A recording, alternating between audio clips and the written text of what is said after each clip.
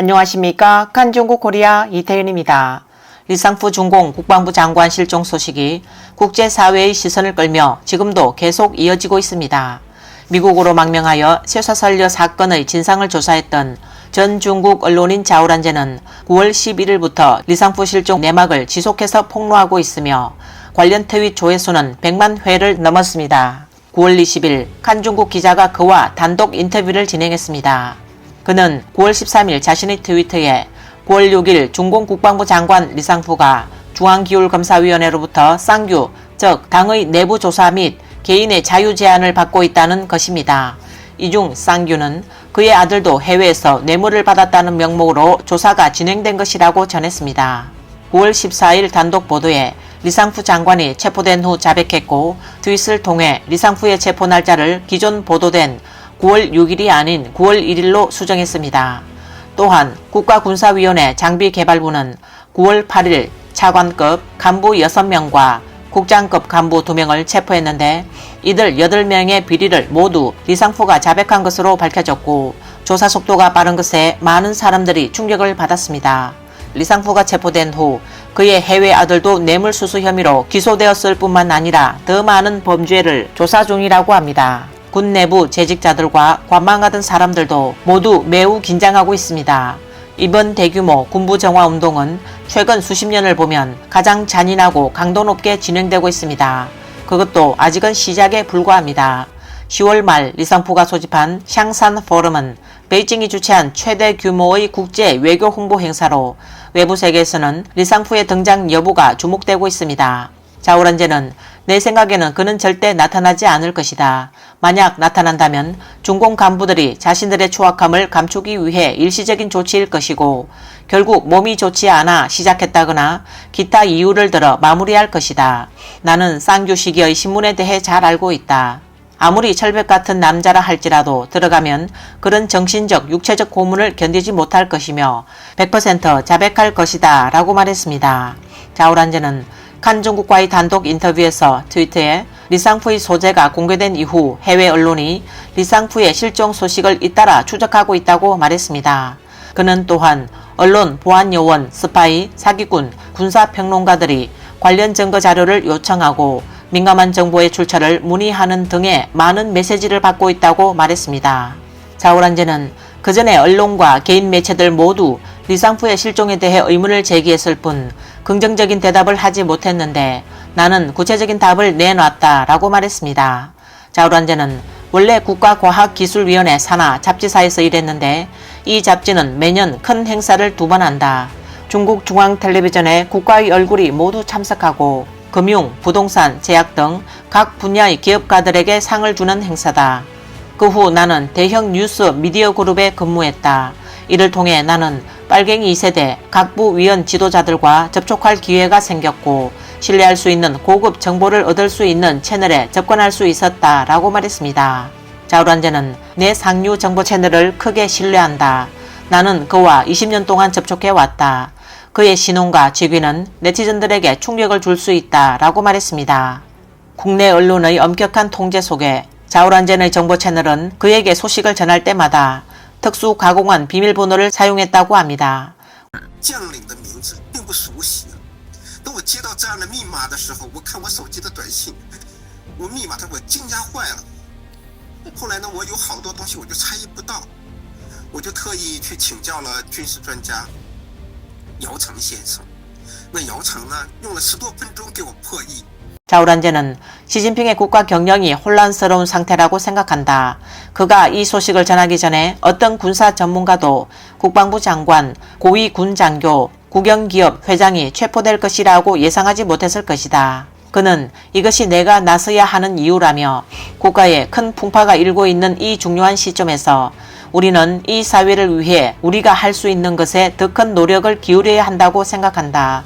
그래서 이러한 종류의 뉴스를 공개하는 일을 마다하지 않으며 각계각층, 국내외 학자, 전문가 및 정부 관계자들에게 참고할 수 있도록 미리 자료를 제공하는 것이다 라고 말했습니다. 자오란제는 시진핑이 대규모 군 정화를 단행하는 이유에 대해 언론과 다른 해석을 내놨습니다. 그는 일련의 숙청이 결코 단순한 반부패 청산이 아니라고 생각한다. 나와 정보원은 몇 달 전부터 상대적으로 높은 수준의 소통을 유지해 왔다며 나는 그의 발언을 토대로 이번 사건은 당파주의 정치 권력 재분배와 이념에 뚜렷한 변화가 많다고 판단했다. 시진핑에 의해 승진한 군 장교들은 기존의 규칙과 사회 방식을 바꾸려 시도하고 있으며 이는 충성심 문제이다. 현재까지는 중공의 가장 높은 국가 방향과 정치 강령이라고 생각한다. 과거 황제의 왕조처럼 나에게 충성한다면 국민들이 힘들게 번 돈을 얼마나 낭비했는지는 나중에 생각할 문제일 뿐입니다. 우선 내 왕좌 문제를 결정해야 하고 두 번째로는 모든 사람의 충성심 문제를 해결해야 한다. 리상푸 사건이 바로 이렇다. 이는 파벌을 정리하는 것이고 재분배하는 것이고 단지 반부패라는 이름을 쓴 것뿐이다.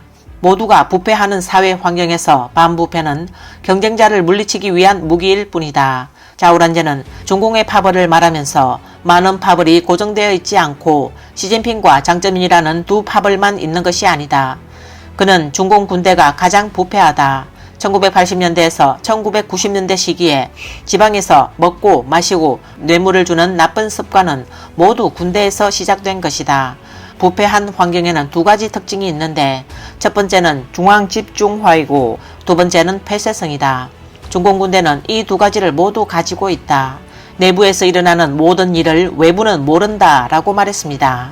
중공군부는 연간 국방비 지출이 많고 인프라 프로젝트가 많으며 지난 몇 년 동안 부동산 개발에서 군이 점유한 건물, 주거용 주택도 많기 때문에 그 땅은 담당하는 사람의 검은 보화가 됐다. 저는 2012년에 다롄 국유자산 감독관리위원회와 함께 행사를 조직했는데 다롄의 많은 군대가 군사시설 용지, 군사 민간용 주택지를 대규모로 개발하고 외부 부동산 개발자를 찾아 기업과 공모하여 부패를 저질렀다. 나의 현지 친구가 내막을 몇 가지 언급했는데 매우 충격적이었다 라고 말했습니다.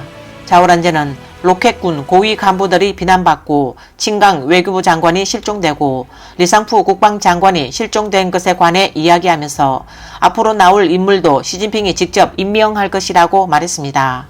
칭강과 리상푸는 모두 시진핑이 국무위원으로 올려놓은 지 얼마 되지 않는 인물들이다. 이렇게 중요한 자리지만 그들은 몇 달도 안 돼 낙마했다. 심지어 칭강은 이미 살해되었을 수 있다는 소문까지 돌고 있다고 한다. 이러한 변덕스러운 정치적 처분 방식이 국가와 사회, 군사체제에 끼치는 피해와 트라우마는 말로 표현할 수 없을 것이다. 영혼 속에 일종의 그림자가 되는 것이다. 그것은 일종의 마음의 그늘이 드리워진 것이며 사람들은 앞으로 이런 두려움 속에 살아가게 될 것이다. 또 다음 대상이 내가 되지 않을까 모두 조심할 것이다. 그래서 나는 장유샤가 지금 바늘방석에 앉은 것처럼 마음이 정말 불편할 것으로 생각한다 라고 말했습니다. 나는 중공과 중공정부에 봉사하는 모든 사람과 군인에게 알려주고자 한다. 리상푸와 칭강이 바로 당신들의 미래다. 당신들이 지금 깨어나지 않으면 정치적 폭풍에 휩싸여 감옥에 갇힐 수 있으며 리상푸와 칭강 사건의 중요성은 당신들이 처한 정치적 상황이 얼마나 심각한지 명확하게 볼 수 있게 해준 것이다. 자오란제는 중공은 필연적으로 붕괴할 것이라고 확신한다. 이것은 독재자의 필연적인 결말이다. 우리가 보는 모든 사극이 그러하듯 궁중암투와 같은 것이다. 그가 큰 권력을 가지게 되면서 그는 인재들을 중용하게 될 것이며 자신이 중용한 인재들이 자신의 대체자가 되려 하는 것은 아닐지 의심할 것이다. 미래의 희망은 짧은 시간 안에 그의 상상의 적대 세력이 되고 이러한 적들을 속정하며 속정할수록 더 많은 적이 나타날 것이며 나중에는 끝없는 적대적인 환경에 이르게 되어 결국 이 왕조는 붕괴로 이어질 것이다. 시진핑이 대만을 공격할지 여부에 대해 자오란제는 시진핑이 대만을 공격할 가능성을 배제하지 않지만 전쟁을 일으키기만 하면 의심할 여지 없이 패할 것이다 라고 말했습니다.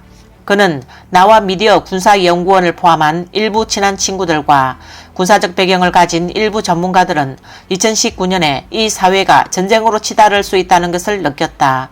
그때는 세계를 지배하려는 지도자의 권위주의적 의식뿐만 아니라 일반 대중의 무지와 광신주의에서 비롯된 것인데 과연 올해 말에 이 전쟁이 일어날 수 있을까? 중공 정권이 극도로 불확실하다는 것은 법이나 선거에 따라 국가를 통치하지 않는다는 뜻이다. 2012년 시진핑 국가주석 취임 이후 몇 차례 연임 등극했고 인민대표대회에서 100% 통과라는 실제 비정상적인 일이 이루어졌다. 이런 환경은 예전의 히틀러 시대의 광신적인 정신 상태에 빠지게 할 것이며 심지어 마오쩌둥의 말년과 비교할 수 있다. 이런 상태에서는 무슨 일이든 일어날 수 있으며 이것은 군사 전문가의 판단, 분석, 연구를 넘어서는 일이다. 오늘의 중국 환경은 과거의 모든 경험이 실패했다라고 말했습니다.